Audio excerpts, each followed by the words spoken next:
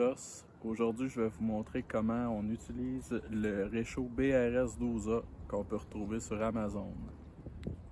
Pour commencer, il faut mettre du gaz dedans. Le bouchon qui est ici, je n'en mettrai pas à l'intérieur, il y en a déjà dedans. Il y a un petit entonnoir qui vient avec, que je suggère fortement de l'utiliser pour ne pas répandre du gaz partout. Le gaz de prédilection pour aller là-dedans, c'est du gaz de camping qu'on appelle, ou du white fuel en anglais. Vous pouvez aussi mettre du carburant ordinaire sans plomb ou du kérosène. Par contre, si vous utilisez du kérosène dedans, ça va être un petit peu plus difficile à allumer parce qu'il est moins volatile, puis le temps que le préchauffage se fasse, c'est un petit peu plus long. Puis parlant de carburant, ça va être super important aussi de ne jamais remplir le petit poêle pendant qu'il est en fonction, parce que ça pourrait vous sauter dans la face. Une fois qu'il est déballé, puis une fois que vous avez mis de l'essence dedans, vous en mettez à peu près aux 2/3 ou aux 3/4, pas plus. Il faut qu'il reste une poche d'air dedans. Après ça, vous vous assurez que la valve est bien fermée.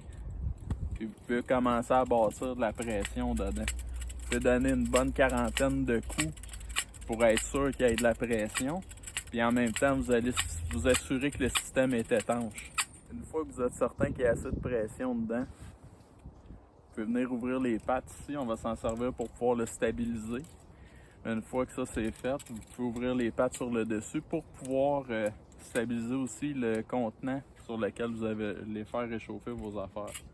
Vous le déposez sur une surface qui va être assez à niveau, là. Une fois qu'il est tout déployé et prêt à être utilisé, on va venir ouvrir la valve.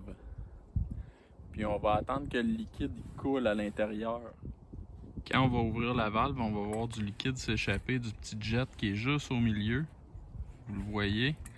Tout de suite, quand il y en a qui sort, on referme ça. Le liquide va couler. Puis il va peut-être en tomber dans le petit tampon au bout, puis en dessous, puis c'est ça qu'on veut. Ce qu'on veut, c'est qu'il s'imbibe un petit peu pour par la suite pouvoir l'allumer avec une allumette.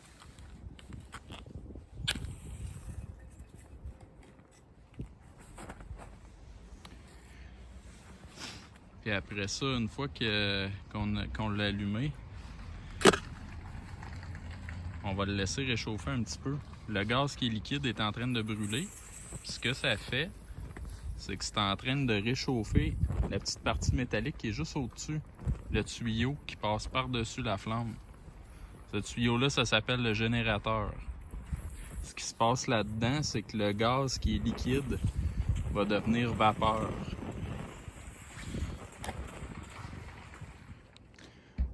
On va le laisser réchauffer pendant à peu près 1 minute et demie, 2 minutes.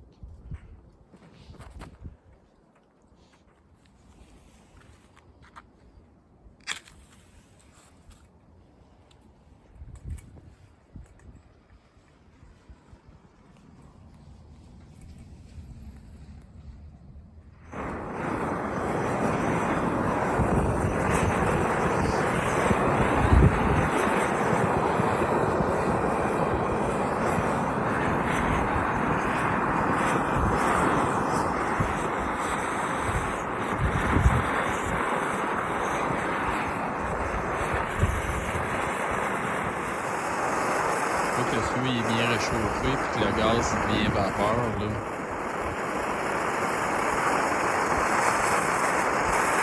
Là, on voit pas bien la flamme bleue à cause qu'il y a beaucoup de soleil aujourd'hui, mais il y a une belle flamme bleue tout le tour. Puis juste au son, on l'entend là, que la combustion se fait très bien. Quand vous avez fini de faire réchauffer vos affaires, c'est pas très compliqué, là. Vous avez juste à refermer la valve. Vous allez attendre à peu près 1 minute, le temps que ça se soit éteint comme il faut. Puis une fois que c'est éteint, là, vous pouvez le refermer. Soyez toujours prudent parce que c'est quand même assez chaud. Puis vous pouvez attendre 5-10 minutes là, pour être sûr avant de le remettre dans l'étui en nylon pour être sûr que l'étui ne fonde pas non plus. Si jamais ce petit poêle-là vous intéresse, j'ai mis le lien dans la description. C'est un lien Amazon qui est un lien de référencement. J'espère que vous avez aimé la vidéo. Si oui, ben faites un like, un petit pouce, n'importe quoi là. Faites ce que vous voulez finalement. Merci.